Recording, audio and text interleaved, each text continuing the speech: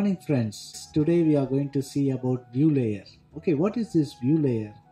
View layer is used for user interface design.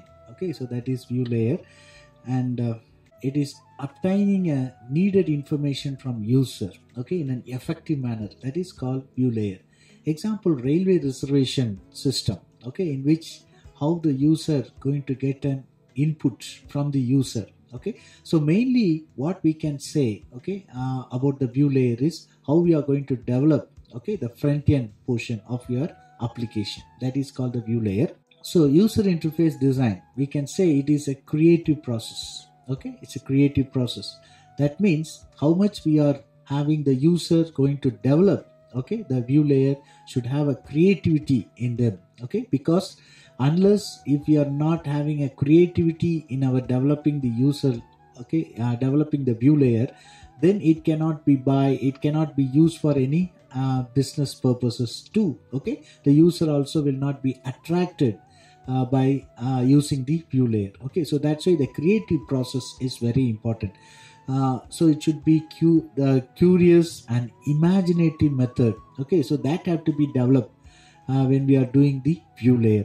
And the second thing is he should have a broad background, okay, about the implementation of the view layer, or otherwise it will not be good, effective.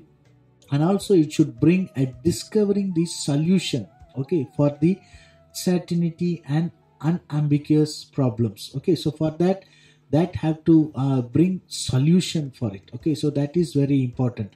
Unless if you are not bringing solution for the problem, for example, in designing the view layer classes, okay, so the two parts we have to concentrate. One is the input part and the second one is the output part. What is this actually, the input and output?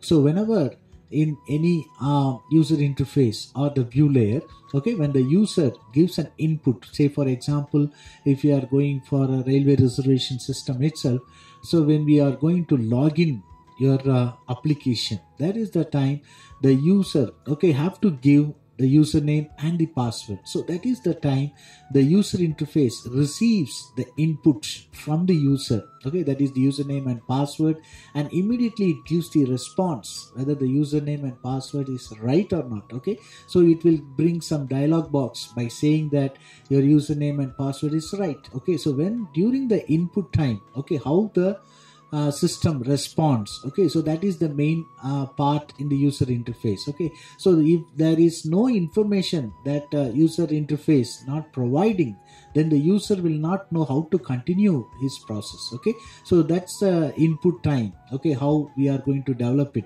And also the user interface not only help the user, okay, during the input method, but also during the output. For example, while completing the process, that is the time how the user going to get the output from it. For example, for railway reservation system, he needs, okay, he needs the PDF file of the ticket he wants, okay, or otherwise the passengers traveling history, okay, he wants to know the statistical reports in a graphical mode or so on, right? So in different formats, okay, the output have to receive, okay, to the user, okay, so by means of this user interface design. Okay, so that is how we have two categories, that is inputs and the output. Okay, so from this you can clearly understood about the introduction about the view layer. Okay, so and soon we will see about, in the next lecture we will see about how to design the view layer.